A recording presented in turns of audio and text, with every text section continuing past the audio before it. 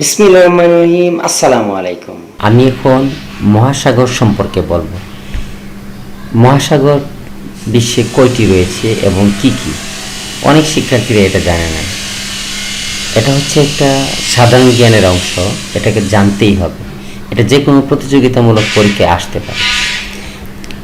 মহাসাগর হচ্ছে টোটাল 5টি, যেমন দ্য প্যাসিফিক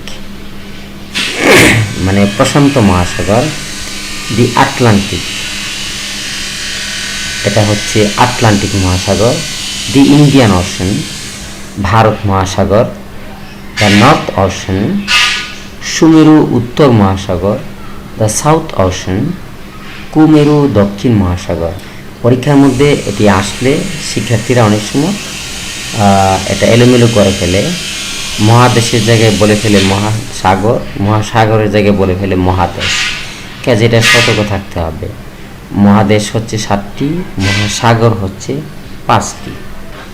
এ সম্পর্কে আমার আরও বিস্তারিত আলোচনা আছে, তোমরা ডেসক্রিপশন বক্সে লিঙ্ক পাবে, সেই লিঙ্কে ক্লিক করলে তোমরা মহাসাগর সম্পর্কে আরও জানতে পারবে। ঠিক আছে, থ্যাংক ইউ।